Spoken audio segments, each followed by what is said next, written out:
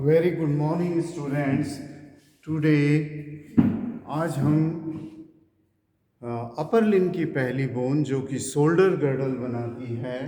Okay, अगर हम इस स्केलेटन को देखें तो ये क्लेविकल बोन है जो कि एक लॉन्ग बोन है। ये पीछे एक फ्लैट बोन से आर्टिकुलेट करती है जिसको हम स्कैपुला कहते हैं। तो आज हम अपर लिम्ब की पहली बोन पढ़ेंगे, उसका नाम है क्लेविकल। तो जैसा कि मैंने अभी कहा, क्लेविकल और स्कैपुला दोनों मिलकर पेक्टोरल गर्डल या शोल्डर गर्डल बनाती हैं। तो हम देखेंगे पहली बोन अपर लिम्ब की क्लेविकल। अब कोई भी बोन अगर हम पढ़ें, क्योंकि ये आपकी पहली बोन है ऑस्टियोलॉजी के अंदर, तो हम कोई भी बोन पढ़ें, चाहे वो क्लेविकल हो, चाहे वो स्केपुला हो, ह्यूमरस हो, एनी बोन, फीमर हो, टीबिया, फिबुला और छोटी बोन हो, या तो इरेगुलर बोन हो, वर्टिब्रा हो, सबसे पहले हमें उसके पढ़ना पड़ता है, पता करना पड़ता है कि वो बोन ओके किस साइड की है, वो बोन किस साइड की है, राइट साइड की है या लेफ्ट, क्योंकि क्लेविकल दो तरफ हैं, राइट साइड में भी है और लेफ्ट साइड में है। तो हमें सबसे पहले ये पता करने पड़ेगा कि यह क्लेविकल राइट साइड की है या लेफ्ट साइड की है। So side determination is first part which you should learn for any bone. दूसरी बोन, जब हम से दूसरा पॉइंट जो हमें किसी भी बोन के लिए पर जानना बहुत ज़रूरी है, वो है उसकी एनाटॉमिकल पोजीशन। दैट मीन्स कि वो बोन जब आप एनाटॉमिकल पोजीशन में खड़े हैं, उस वक्त उस बोन की आपकी बॉडी में क्या पोजीशन, किसी दूसरे की बॉडी में नहीं, आपकी बॉडी में क्या पोजीशन है। सपोज ये स्केलेटन अगर एनाटॉमिकल पोजीशन में खड़ा है, तो इस क्लेविकल बोन उस वक्त उसकी बॉडी में कैसे है। तीसरा फिर हम जो पॉइंट देखते हैं वो है उसके बोनी फीचर्स, उस बोन के बोनी फीचर, क्या क्या बोनी फीचर्स हैं जिन्हें हमें ध्यान देना होगा या जिन्हें हमें याद करना होगा। चौथा पॉइंट है पर्टिकुलर फीचर्स, मीन्स उस बोन पर कौन सी मसल अटैच हैं, कौन से लिगामेंट्स अटैच हैं, कौन सी ब्लड वेसल्स या नर्व उस बोन के रिलेशन में हैं। उसके बाद हम देखेंगे कि इस बोन का या किसी भी बोन का अप्लाइड इम्पोर्टेंस क्या है। इस तरह से हमें चार बातों का ध्यान जरूर रखना है। एक है उसकी से साइड डिटर्मिनेशन, किस साइड की है उसका। नंबर 2, उसकी एनाटॉमिकल पोजीशन बॉडी में क्या है। नंबर 3, उसके बोनी फीचर्स या जिनको हम जनरल फीचर्स भी कहते हैं, उस बोन में क्या क्या है मोटे मोटे। और चौथा, उस पर अटैचमेंट या रिलेशनशिप नर्व वेसल्स के क्या हैं। और फिर पांचवा पॉइंट है, अगर हम पांचवें पॉइंट पे जा रहे हैं तो उस बोन का हम क्यों पढ़ रहे हैं, उसका क्लिनिकल सिग्निफिकेंस, उसका हम पेशेंट के ऊपर उस ज्ञान का कैसे उपयोग करेंगे। और छठा पॉइंट इन कुछ कॉलेजेस में पढ़ाया जाएगा, वो है ऑसिफिकेशन, कि वो बोन कैसे डेवलप होती है बॉडी में। दैट मीन्स इन एम्ब्रियो से लेकर के फीटस में वो बोन कैसे डेवलप होती है, उसके बाद बर्थ के बाद उसमें कौन से सेकेंडरी सेंटर अपीयर होते हैं और वो कैसे डेवलप होती है। ओके, सो हमारी क्लेविकल बोन आज की पहली बोन है जिस पर हम आते हैं। ये डायग्राम्स जो मैंने पहले से बना रखे हैं, ये राइट साइड ऑफ क्लेविकल का है। पहला डायग्राम राइट साइड, ये मेरी राइट साइड की क्लेविकल है, और अगर मैं इसको ड्रॉ करूं तो this is right side clavicle है जिसे हम ऊपर से देख रहे हैं। तो ये एक सुपीरियर एस्पेक्ट है, राइट साइड क्लेविकल का सुपीरियर एस्पेक्ट है, हम उसे ऊपर से देख रहे हैं। और दूसरा डायग्राम है, ये हमारा सेम बोन का है पर हम उसे नीचे से देख रहे हैं। सो ये इंफीरियर एस्पेक्ट है ना। अगर हम क्लेविकल को देखें, जैसे कि ये क्लेविकल है, ये this clavicle is of left side, but when we come to the clavicle, if this clavicle is of the right side, okay, this clavicle, तो इसे हम इसमें कैसे पता करेंगे? सबसे पहला पॉइंट कि ये क्लेविकल है। दो तरह की क्लेविकल हैं, इसमें कौन सी राइट की है, कौन सी लेफ्ट की है, ये पता करना हमारा पहला पॉइंट होना चाहिए या पहला मीन्स एम होना चाहिए। उसको पता करने के लिए हमें कुछ बोनी फीचर्स जो हैं उन्हें पता करना ज़रूरी होता है। जैसे कि इस बोन को आपने क्लासिफाई किया होगा, जब आपने बोन का क्लासिफिकेशन या वर्गीकरण पढ़ा होगा तब आपने इसे क्लेविकल को क्लासिफाई किया होगा कि ये एक लॉन्ग बोन है। और ये लॉन्ग बोन क्यों है? क्योंकि इसके दो एंड होते हैं, this are the two ends, और एंड के बीच में एक शाफ्ट होता है, इसलिए ये एक लॉन्ग बोन है। अब हमें ये देखना होगा, क्योंकि ये बोन जो है ये हॉरिजॉन्टली प्लेस है, ये दूसरी लॉन्ग बोन की तरह, लिम्स की बोन की तरह, टिबिया, फिबुला या फीमर या ह्यूमरस, ये वर्टिकल नहीं है, ये हॉरिजॉन्टल है। और ये हॉरिजॉन्टल है तो उसके दो एंड को हम बोलेंगे, एक एंड को मीडियल एंड और दूसरे एंड को लैटरल एंड। तो अब हमें पता करना है कि इसमें कौन सा एंड मीडियल है और कौन सा लैटरल है। उसके लिए आप इस क्लेविकल को अपने हाथ में लीजिए और उसको फील करिए, दोनों एंड को फील करिए। आपको पता चलेगा कि एक एंड मैसिव बड़ा है और वो ऑलमोस्ट सर्कुलर, उसमें सरकमफ्रेंस में ऑलमोस्ट राउंडेड है। ओके, दूसरा एंड अगर आप फील करेंगे तो आपको पता चलेगा कि वो फ्लैट है, ऊपर से नीचे की तरफ फ्लैट है।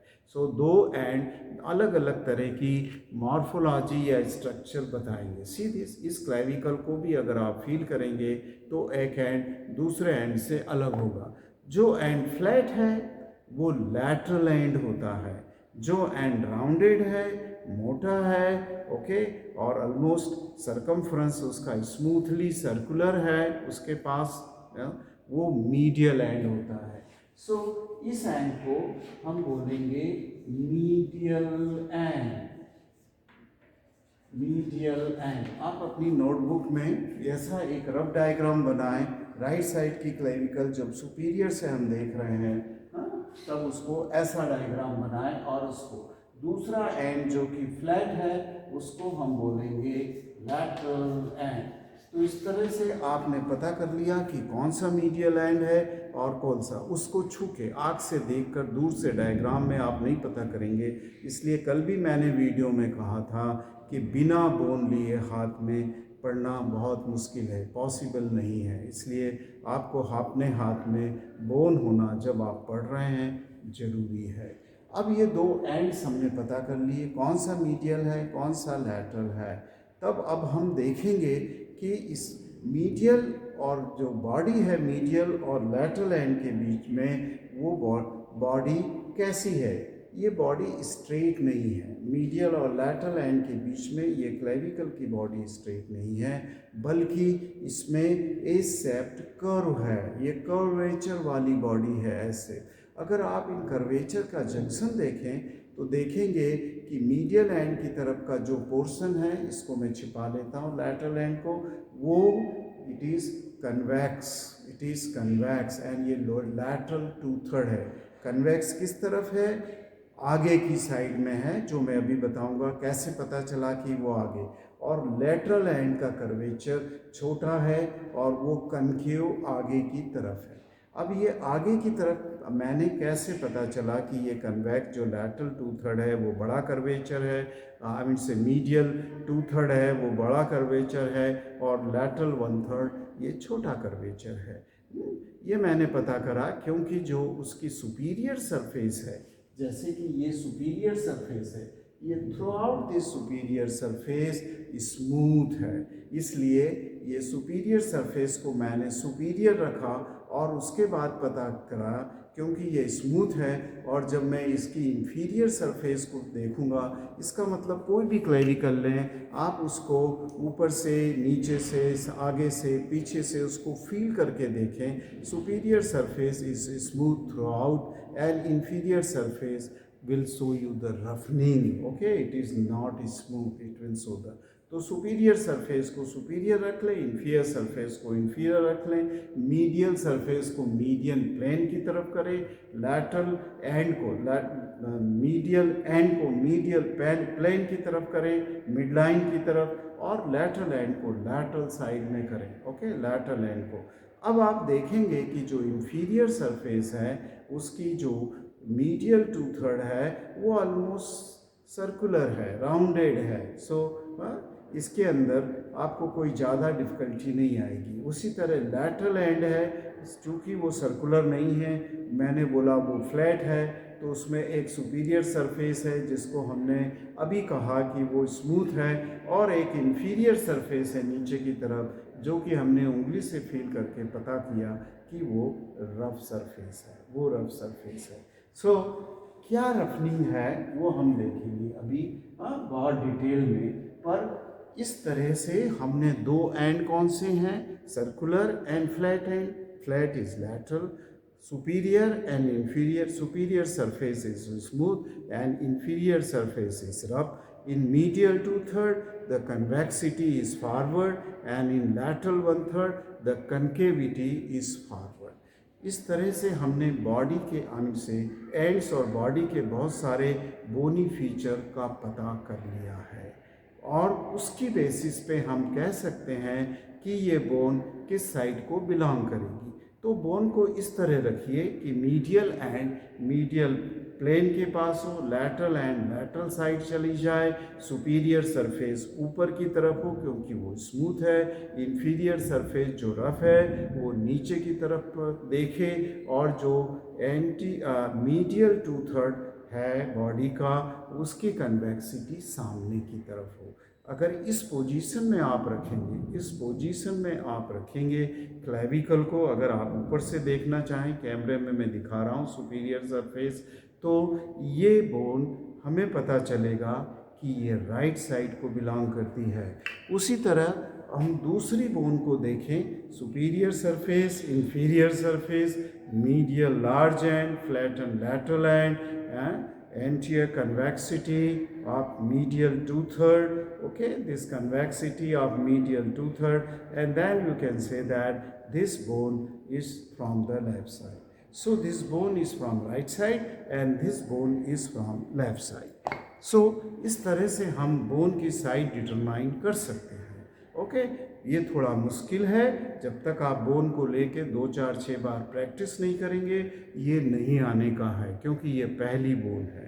अब हम दूसरे पॉइंट पे आते हैं कि इस बोन का एनाटॉमिकल पोजीशन क्या है। एनाटॉमिकल पोजीशन निकालने के लिए हमें किताब की सहायता लेना पड़ेगी। ये स्केलेटन की सहायता भी ले सकते हैं, पर ये स्केलेटन में इसकी जो एनाटॉमिकल पोजीशन है वो करेक्ट नहीं है, बिकॉज इसका आर्टिकुलेशन या जॉइंट्स जो बनाए हैं वो ढंग से नहीं है, इसलिए। Otherwise for anatomical position keep the medial and medially, okay, lateral and laterally, right, हमने रख लिया medial and medially, lateral and laterally, but care should be taken that medial end is forward, okay, and lateral end is backward. Number 2, medial end is forward and lateral end is backward. If I show you from above, medial end is forward and lateral end is backward. And the third point is that medial end is also downward and lateral end is upward. Okay, शायद वो कैमरे से ये 3 point आपको नहीं एक साथ दिखाई दे रहे हों, तो मैं एक क्या करता हूँ, एक बुक में से अगर हम ऊपर से देखें तो क्लेविकल की एनाटॉमिकल पोजीशन शायद आपको क्लियर हो जाए। Okay, just a minute, I will show you from the bone, I mean say from a book. Let us see this book, I hope that it is focusing, and then you can see this position of the clavicle. Medial end is at a much lower level. This we are seeing from the top. Medial end is at a much lower level and the lateral end is at a higher level, which is articulating with that of the scapula. Okay, so medial end is medially, lateral end is laterally, medial end is downward and lateral end is backward. And then this is at a lateral end is at a higher level as compared to that of the medial end. This will give you ask your teacher, okay, to show the anatomical position and then practice this anatomical position. ये दो point हो गए. हम अब तीसरे point की तरफ आते हैं जिसका नाम है general feature of bone. Let us see what are the general or bony features of this bone. Okay, this is the right clavicle which I have drawn here. Okay, in this right clavicle, if you will see the medial end, it is rounded and quite thick. Even in the left clavicle, if you will see, this is the left clavicle, the medial end is almost rounded, and then if you will see the lateral end, it is flat. Okay, so if we come to the medial two-third of the shaft, then you will see that the medial two-third of the shaft of the clavicle is almost circular, so there is no border. One surface is merging with the other surface because it is circular. क्योंकि वो circular है, rounded है ये पूरी bone, सो उनमें borders नहीं हैं, अच्छी तरह से डिफाइन नहीं है, इसलिए एक सरफेस दूसरी सरफेस में मर्ज हो जा रही है. For example, this is the anterior surface, this is the superior surface, this will be the posterior surface and this is the inferior surface. Right clavicle में superior, inferior, anterior and the posterior surface पर borders well defined नहीं है इसके अंदर.